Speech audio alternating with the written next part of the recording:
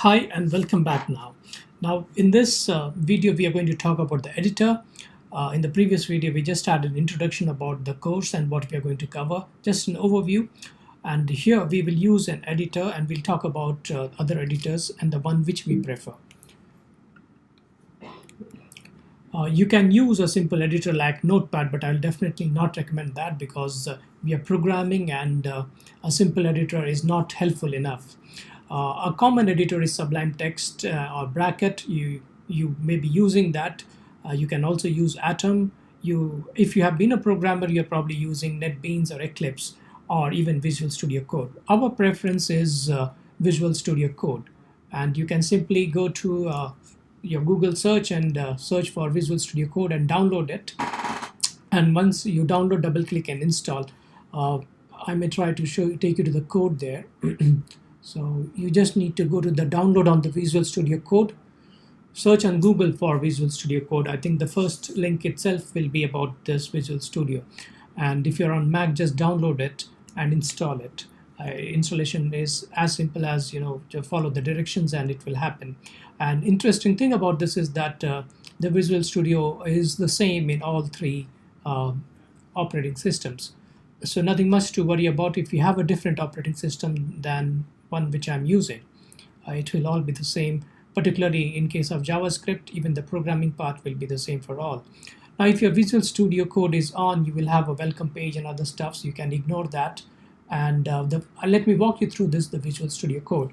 The first one is your Explorer. That means you can open files and folders from here. Here you search for within the files, and these are some when you use the source controls and for debugging. But what you could probably be doing now is your extensions. So there are a few extensions we will be using, and I want you to walk through that. First of them is Live Server, and then is the bracket Pair Colorizer, and then the third one is the JavaScript code snippets. What are these extensions? We will see them one by one. Here is a Live Server. So when you click on extensions here, go ahead and search for Live Server, and you will have a good list of live servers. The one which I'm using is here by Ritwik Day. I've already installed it. You can just click on install and it will install. What live server does is when you have written your code and you want to go and open it in your browser, you'll have to actually switch between the code and go to the browser and open the file. You will save a lot of time because live server, as soon as you save it, the live server will open it on the local host, so it will not be on the file. I'll demonstrate that. Let's first go ahead with the other one, and that is the brackets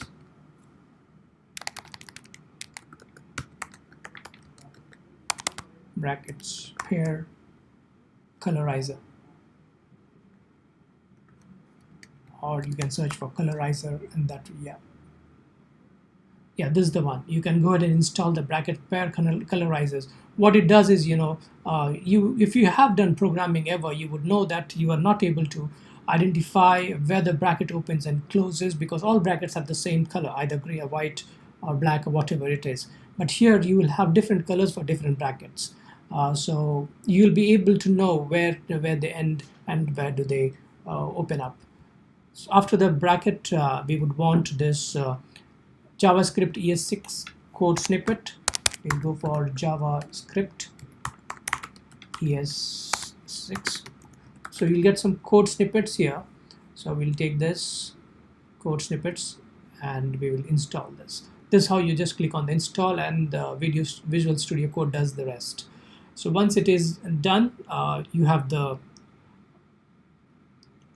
three main extensions with you.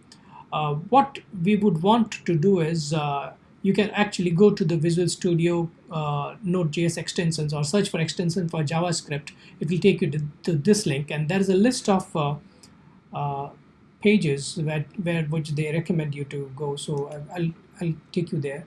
I'll go for, you have the extensions here, and you can search for Node.js extensions. So, or just type JavaScript. I'm going for Node.js and I'll search for it.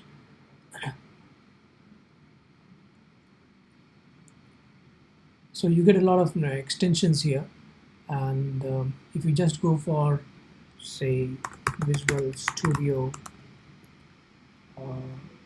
extensions for JavaScript, and it will take you to that particular link. Yes. And there are pretty interesting links out there, extensions out there. So what you can do is you can also install the debugger for Chrome, which is developed by Microsoft, the debugger for Chrome, which is an extension of Visual Studio Code, and also install document this. So let's go ahead and search for debugger for Chrome.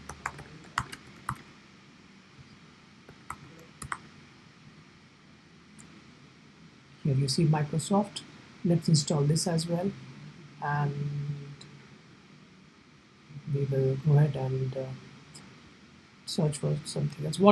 How it helps is, if you have already done something, then you know that you have to keep switching between the code and the result. Yeah, as you see here, here's the code, and if you're a programmer, you have to go to the page and see the result. But here, from the Visual Studio itself, you'll be able to debug and see the results instead of using the debugger that comes with the browser. Of course, you can use the debugger or inspect element that is there with the browser.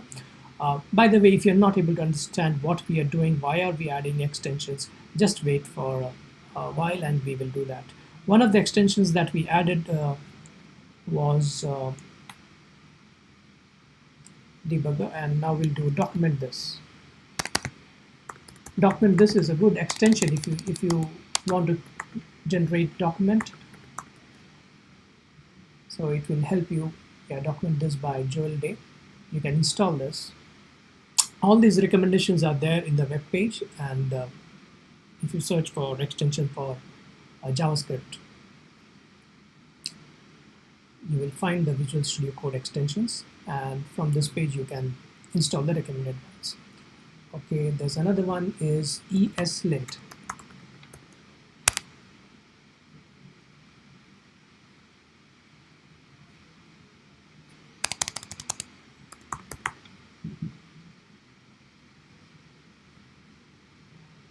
So you can install this ESLint. Now, linting is something that that tells you upfront, that there are potential errors in your code. You don't have to wait till you compile or when you run it and then get the errors. So linting helps you in that, that it prompts you about the potential errors.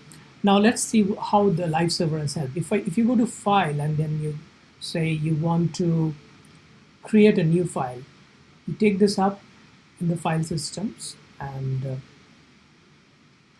let's say you want to make a new file. What I would do is I'll split that up into the next video. So we will see how these extensions are useful in our next video.